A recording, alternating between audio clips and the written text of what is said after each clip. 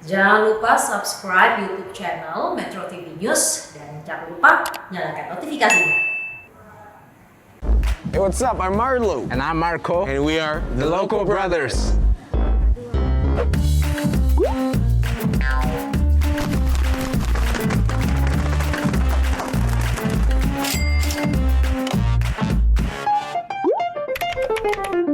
Selama pandemi ini aktivitas itu susah banget ya, apalagi meeting. Nah ini dia tipe-tipe orang saat online meeting. Kamu tipe yang mana? Nah, yang pertama itu lancar. Semuanya normal. Dari ngomong, dari internet, koneksinya juga lancar. Kayak gini nih. Selamat siang semuanya, terima kasih atas waktunya. Maaf saya mengambil waktu Anda pada siang hari ini untuk meeting sebentar ya.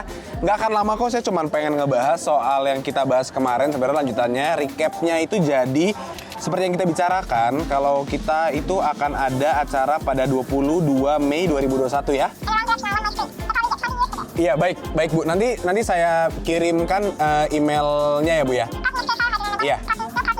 Sudah Bu, sudah. Iya Bu. Kedua itu si lemot. Semuanya lemot. Dari koneksinya, dari percakapannya, lemot banget. Kayak gini nih. Aduh. Iya, selamat siang. Hah? Nama? Sinyalnya jelek banget lagi. Catering. Bentar Bu. Hah? PHK? Oh, KPK? Iya Bu. Iya. Selanjutnya, si tukang ganti background. Aduh, ini orang mau meeting apa mau gaya sih? Ganti-ganti background mulu. Kayak gini nih. Udah ganteng nih gue, backgroundnya tapi jelek dah. Ganti dulu deh.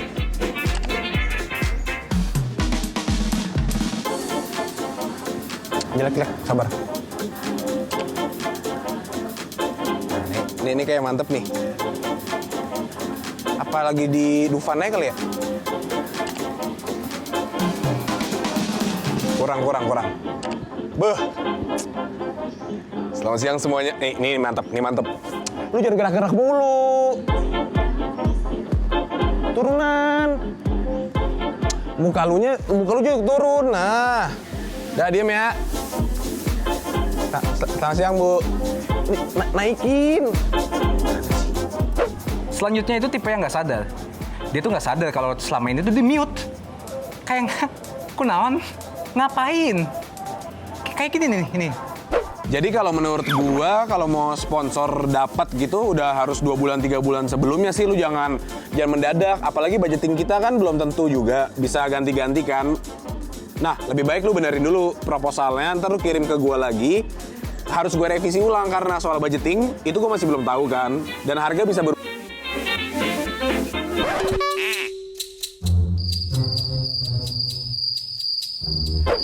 Tipe selanjutnya itu tipe cuek. Contohnya, kameranya aja ngacak, nggak fokus, audionya noise banget. Kayak gini nih. Mas, mohon maaf. Ini kayak tipe gua nih. Kayak gini nih. Ya, itu. Mas. Doyan apa nagih nih? Hah? Iya, kayak gini nih. 3 kali. Emang nih kamera harus beli dulu dah.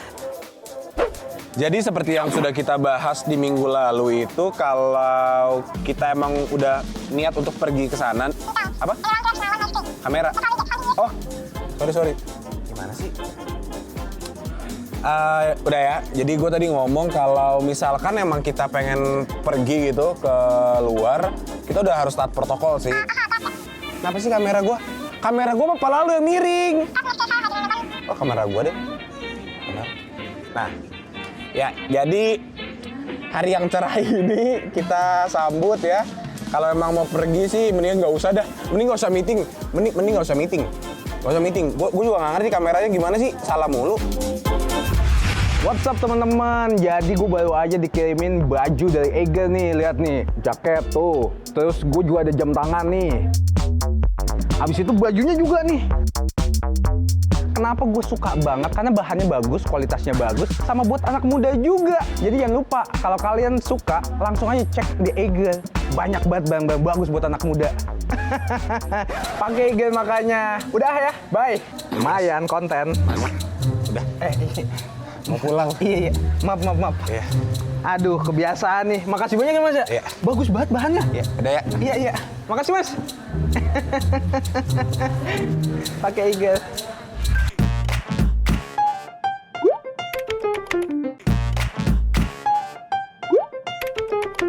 Bro, Menteri Perikanan pada periode 2014 sampai 2019 siapa? Ibu Susi. Ibu Susi nama panjangnya siapa? Susi Pujiastuti. Lo ngefans gak sama dia? Yang ngefans lah gila, gue pengen banget ketemu. Tapi kan lagi pandemi. Iya makanya nggak bisa. Nggak apa-apa. Apaan? Gue bisa ngubungin dia sih. Bohong. Sini. Seriusan? Ngobrol lah yuk. Lah, demi apa lu? Ayo lah. Karena temanya ini virtual ya, jadi kita akan membawakan narasumber virtual juga. Nah, kali ini udah ada Ibu Susi selaku mantan Menteri Perikanan dan Kelautan. Oke, Bu. Langsung aja ke pertanyaan pertama nih, Bu. Bu Susi kan dikenal sebagai Menteri Kelautan dan Perikanan periode 2014 sampai 2019, Bu. Betul. Nah, apa yang membuat Bu Susi ini tiba-tiba kok pindah aliran jadi host? Apakah ingin mengalahkan Loko Brothers? Wah, untuk ibu tuh suka tantangan. Dulu jadi menteri juga itu saya anggap tantangan. Pak Jokowi, wah, saya selama 30 tahun jadi CEO, kali-kali mungkin coba-coba jadi anak buah, jadi pembantu presiden kan. Ya saya coba, gitu loh. Nah, ya mungkin karena saya tidak terbiasa punya bos, gitu. Jadi ya akhirnya balik lagi sekarang. Nah, tapi sekarang kerja jadi host kan, sama Metro TV. Oh, gitu loh. Iya. Dengerin. Nih Bu, aku punya pertanyaan nih Bu. Ikan apa yang bisa berhenti? Ikan apa yang bisa berhenti? Ikan- Ya, ikan-ikanan. Nggak tahu kan Bu? Ikan paus. Kalau di play jalan lagi, kalau di pause berhenti. Lucu nggak Bu? Itu pausnya ada bukan itu paus. Enggak, ibu kalau udah kesel tampar aja Bu, saya persilakan Bu. Saya juga kadang-kadang udah kesel Bu sama nih orang Bu. Iya, Dedela. Emang kita denger Marco sama Marlo tuh kalau diajak ngomong nyebelin deh. Lucu nggak lo? Enggak. Bu, nih, Ibu kan terkenal dengan kata-kata tenggelamkan. Itu emang awal mulanya itu udah jadi konsep Ibu sendiri apa bukan, Bu? Kita harus sadar bahwa bumi kita bukan cuma Indonesia. The whole planet Earth itu ada 79% itu laut. Jadi Iya. luar biasa. Iya. Punya laut Bu. untuk kita. Hanya karena kita belum explore, belum tahu, ya itu dia. Akhirnya lautan kita dikuasai oleh pencuri ikan, gitu loh. Pencuri ikannya ketangkep, tenggelamkan. Tenggelamkan. Nah, karena kalau bawa pengadilan, pakai pengacara, Kelamaan ya, Bu, ya? duitnya banyak, kan? Oh. Kalah ya lari lagi, curi lagi, gitu. Makanya Ibu pikir satu-satunya nyelesain, tenggelamkan, udah selesai. Tenggelamkan. Jadi tenggelamkan itu beneran tenggelamkan, Bu, bukan cuma metafora. Iya. Nah, kan untuk expose media, yang pertama kita kasih dinamit, terus kita tembak dinamitnya, jadi blow up, serem gitu kan. Udah kayak film-film nih. Yang di blow up gitu cuma berapa biji, mungkin dari 580 itu yang digitukan cuma 10 kali. Cuma untuk media feed saja. Selebihnya kita kasih pasir, kita tenggelamkan, siram air, tenggelam dia jadi rumah ikan. Itu kan justice yang bagus toh. Betul. Stealing fish, you become the house of fish. Wih. There is nothing else hurting most untuk pencuri ini kalau daripada kehilangan botnya. Jadi kalau ditenggelamin kan sakit hati, bikin lagi bertahun-tahun. Tidak bisa bikin cepat. Bukan donat yang ditumpuk dapat 1 jam udah jadi. Tidak bisa. Nih, Bu Susi selalu punya campaign kita tuh harus makan ikan, Bu. Ayo makan ikan. Selalu nge-tweet, nge-retweet orang-orang yang nge-posting makanan ikan. Kenapa sih, Bu? Ada apa dengan kita dan makan ikan, Bu? Nih, ikan itu mengandung protein yang sangat Oke. Yang kedua ada omeganya. Omega is very good for our brain. Otak kita jadi berkualitas. Kalau Indonesia dengan surplus demografinya, orang-orangnya IQ-nya di bawah 90, ya susah nanti. Mau jadi apa mereka? Oh Kita iya. jadi guru semua. Kita harus bersaing secara global dengan negara tetangga kita. If you wanna have a better quality mankind, better quality anak-anak Indonesia, pemuda-pemuda Indonesia yang IQ-nya di atas 90, you have to feed them with more protein and omega. Beras tidak punya itu. Beras isinya hanya karbo saja. Ih bener juga sih Bu, iya. Protein lo. Iya protein ya. Nah Bu, ibu kan dikenal banget nih sebagai sosok perempuan yang paling dikagumi se-Indonesia. Menurut ibu gimana? Ibu seneng nggak? Bangga nggak? Jadi terkenal banget Bu. Saya pikir kadang-kadang nggak habis pikir saja. Kok orang begini dikagumi? Apanya yang dikagumi? Gitu loh. Apanya? Segala aspeknya, Bu. Ngomongnya gosong, ngomongnya sompral, tindakannya apalagi, kan? Tenggelamkan. Ya makanya kalau orang mengagumi, kadang-kadang saya lihat di kata, what the people look at me. Ya ibu What membantu they- menjaga ekosistem ini ikan. Ibu membantu Ibu melawan mafia. mafia, membantu nelayan-nelayan hidup lebih baik. I'm acting as what the profession is needed. Kan kita profesional. Walaupun host baru kan Metro TV bayar, ada honornya. Appreciation terhadap profesionalisme ya saya juga being profesional. Saya dandan biar tidak kelihatan jelek banget. Apaan Ibu masih cantik ah. Tahu. Kata siapa Bu? Tenggelamin aja. Iya tenggelamin aja Bu. Lelepin. Marlo ada Oh, maunya. Ibu Bu. berarti nggak ada maunya. Oke baik Bu, sebagai perempuan yang paling dicintai oleh masyarakat Indonesia, kita tidak akan menahan Ibu Susi lebih lama lagi. Terima kasih sudah mau kita ajak bercanda. Sebenarnya ini bukan wawancara, Bu, ini bercanda, Bu. Makasih Jadi, banyak ya Bu ya. Terima kasih atas waktunya Bu. Sampai berjumpa di kesempatan selanjutnya Bu ya. Dah Bu. Dah, Bu. Makasih Bu.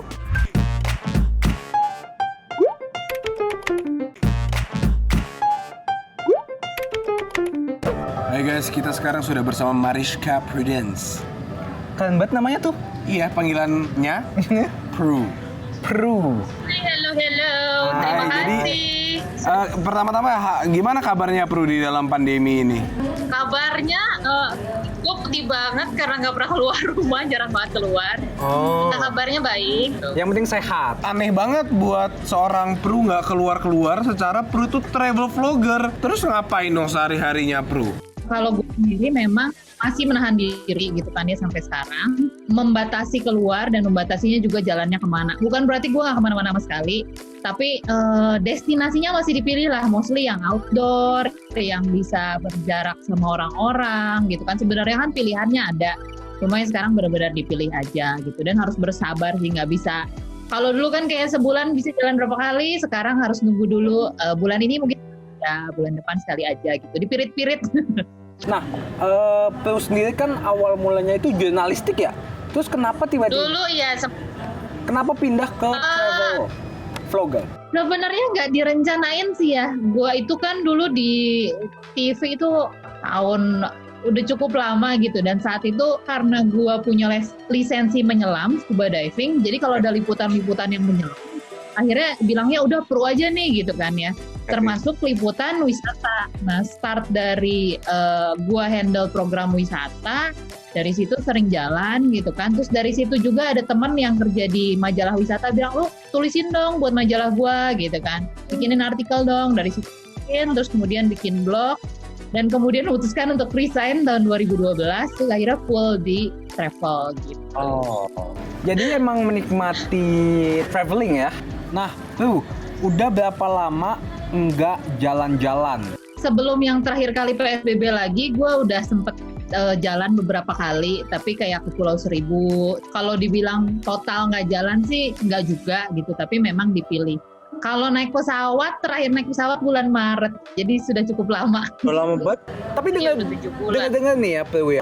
Katanya pernah traveling virtual. Apa itu yang dimaksud traveling virtual? Ini sih sebenarnya bukan dari gua, tapi banyak temen yang bikin inisiatif buat bikin kayak tour virtual gitu sih. Sebenarnya lebih ke untuk support kayak travel agent atau teman-teman tour guide gitu, buat mereka tetap bisa dapat penghasilan kan. Jadi mereka biasanya bikin tour virtual lewat aplikasi video call lah ya, kayak semacam ini. Jadi di situ ada tour guide-nya ngasih tahu, kan tour guide-nya biasanya ada di lokasi ini, misalnya dia ada di Raja Ampat atau dia ada di Bali gitu kan. Jadi teman-teman join, terus hey kita kesini, tapi walaupun secara virtual aja sih gitu. Bro, emang menurut bro sendiri traveling itu apa sih? Traveling itu investasi memori kita di masa depan. Karena kalau kita traveling nih, mau misalnya kita jalan-jalannya 3 tahun lalu, 5 tahun lalu, 10 tahun lalu, biasanya kita masih tetap inget gitu. Oke. Sekarang ini lagi rame banget nih bro, traveling naik gunung. Kalau bro sendiri lebih memilih ke gunung atau ke pantai? Kalau pilih, gue akan lebih pilih laut atau pantai gitu. Tapi gue juga sudah pernah naik gunung dan gue menikmatinya sih. Selama menjadi travel vlogger, itu pernah kemana aja? Yang paling berkesan juga apa? Kalau Indo lumayan banyak. Mungkin yang salah satu yang paling berkesan sama favorit gue di Indonesia ada namanya Misol. Itu benar-benar view-nya bagus. Pulau-pulau karangnya, apa semua landscape-nya, seascape-nya benar-benar kayak di film Hollywood. Tapi kalau hal yang berkesan lain, gue pernah dulu ke Kapuas Hulu, itu di Kalimantan Barat. Jadi pendalaman banget deh. Kita masuk ke sana itu harus naik sampan yang isinya cuma 3 orang di satu sampan. Naik sampannya itu hari pertama 10 jam, hari kedua 5 jam gitu. Dan nginepnya di rumah warga. Jadi benar-benar sama warga lokal gitu nginepnya. Terus one day, ikutan kan biasanya kalau nginep sama warga kan ikutan aktivitas mereka. Okay. Ada satu hari mereka lagi jalan gitu kan. Gue ikut, terus di sampan sama gue itu ada nenek-nenek, dia orang Dayak. Terus dia nanya, nama kamu siapa gitu kan. Terus nama gue kan emang rada aneh ya, kayak konsonannya banyak. Dan saat itu akhirnya gue langsung tulis cepet-cepet. Zaman dulu orang masih bawa kertas sama bolpen ya, jadi gue langsung nulis nama gue kasihin ke nenek itu. Ada yang nerjemahin, dia bilang kayak si nenek itu mau punya cucunya mau dikasih nama yang sama kayak nama gue gitu. Jadi kalau someday ada seseorang yang namanya Mariska Prudence dari Kapuas Hulu, itu adalah cucunya nenek itu. Kalau beneran nama gue dipakai. Oh wow, Keren ya? berkesan ya. Terharu. Bro kalau mau pakai nama belakang gue juga boleh. Nah, tempat mana yang biasanya sekali Nggak apa-apa, lanjut. Iya kan? Iya. Biasanya sekali traveling bisa menghabiskan budget berapa, bro? Budget sih variasi banget sih, dari 1 juta bisa jalan sampai puluhan juta atau bahkan yang bisa ratusan juta gitu. Jadi pilih aja sih budget yang sesuai. Sesuai kantong ya. Berarti kan Prudence sering banget diving ke berbagai laut. Bagusan laut Indonesia atau laut luar negeri? Udah jelas banget bagusan laut Indonesia sih, udah pasti. Kalau ngomongin laut kita udah pasti nggak mungkin jauh-jauh dari plastik sampah. Soal plastik sampah di laut nih, Bro pernah ada salah satu vlog deh kalau nggak salah. Bro lagi nyelam nemu ada plastik sampah di dalam lautan itu. Itu pas diving di mana, Bro? Gue pernah waktu itu diving di Parigi. Parigi tuh bener-bener kayak ya lumayan jauh lah ya, terus lumayan jarang orang segala macam, di situ aja masih ada plastik. Apalagi kalau misalnya teman-teman cobain diving di Pulau Seribu gitu kan. Gue sama teman-teman juga pernah bersih laut di situ. Sampahnya banyak banget gitu. Jadi jangan mikir kayak kalian buang sampahnya di sini mah nggak akan sampai ke laut, nggak juga gitu. Jadi kalau sampah pastiin selalu buang di tempatnya. Kita respect aja sih. Kalau kita respect sama alam, gue yakin alam bakal baik juga kok sama kita. Oke, Bro, terima kasih atas insight-nya mengenai pertravelingan. Iya, mungkin ada tips atau saran-saran buat diver di sana untuk menjaga protokol atau untuk melestarikan, apa aja tuh sarannya? Jadi kalau misalnya kayak kalian mau jalan, it's okay. Tapi tetap ikutin aturan lah. Ini kan nggak selamanya juga gitu. Kalau misalnya memang tempat harus pakai masker, jaga jarak gitu kan. Itu kan kita nggak cuma ngelindungin diri sendiri, tapi ngelindungin orang lain. Jangan egois sama alam gitu kan, karena alam bukan punya kita sendiri gitu. Dengan kita punya mindset kayak gitu sih, mudah-mudahan keadaan akan segera membaik dan kita bisa jalan-jalan normal. Oke deh, Dance. Aduh, durasinya ternyata. Wah, udah jam segini kita tanpa sadar banget ngomongnya panjang sebenarnya, udah belibet nih. Iya. Ya. Dance, makasih banyak. Nanti kapan-kapan diving sama kita ya. Di mana, Mbak? Terima kasih, benar. Di Simpuk ya. Ya, jangan Nanti kita kasih cupang sama lele deh. Bye, bro. Bye, bro. Makasih ya.